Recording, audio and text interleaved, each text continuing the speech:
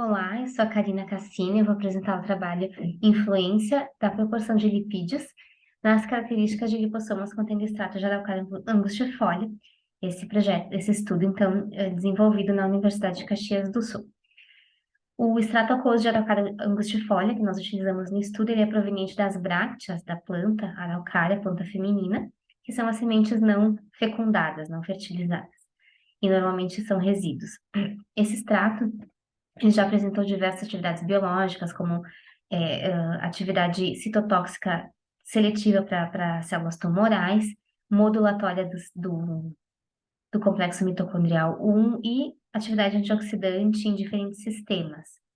E essas atividades são atribuídas aos compostos fenólicos que estão presentes nesse extrato em grandes quantidades. No entanto, esses compostos fenólicos, eles são instáveis nos líquidos no trato gastrointestinal e também são muito pouco absorvidos. Então, dessa forma, a nanotecnologia entraria como uma abordagem para melhorar essas limitações dos compostos fenólicos.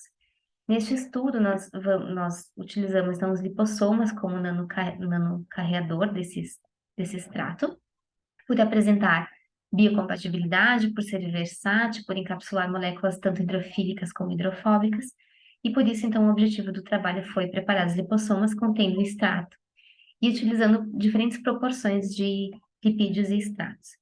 Os lipossomas foram preparados pelo método de hidratação do filme lipídio, utilizando como lipídio fosfatidilcolina e colesterol, na proporção 7:3.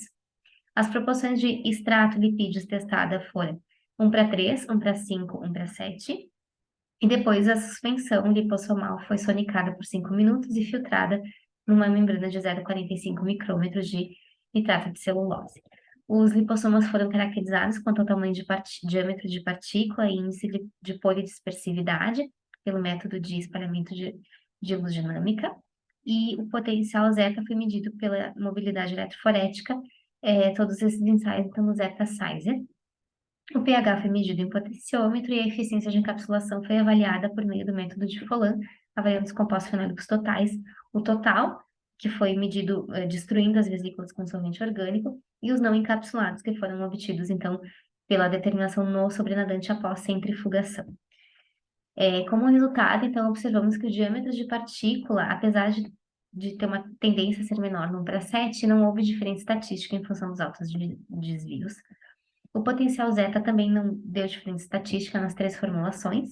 Ficou um potencial bastante alto, né, bastante negativo, né, mais negativo que menos 30, o que indica estabilidade, né, repulsão entre as vesículas, né, e que evita aglomeração. E o PDI ficou próximo a 0,4. A gente sabe que o PDI ideal seria até 0,3, né, para ter uma distribuição mais homogênea, mas observamos então uma média heterogeneidade na distribuição do tamanho, né, das vesículas, no diâmetro. O pH não variou significativamente também, de 5,48 ao máximo de 5,8.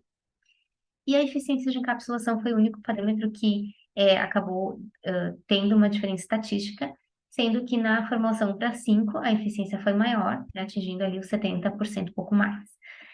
A literatura mostra que um dos principais fatores que influencia na eficiência de encapsulação, é a proporção de lipídios em relação à quantidade de compostos fenólicos.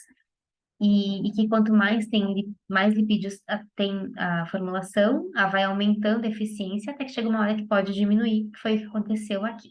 Essa diminuição no 1:7 provavelmente se deva em função da própria limitação do tamanho ali da vesícula, né, do diâmetro, que acaba não conseguindo então encapsular tudo, e mais otimizações são necessárias.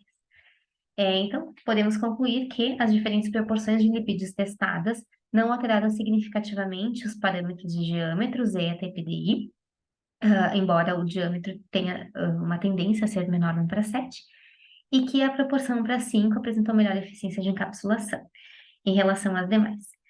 E testes futuros, então, para verificar, é interessante verificar a estabilidade se esses parâmetros se mantêm, né, ao longo dos dias. Então, agradeço à Universidade de Caxias do Sul, CAPES, FAPERG, CNPq e também ao Congresso, né, este evento que nos proporciona bastante conhecimento. Muito obrigada pela oportunidade.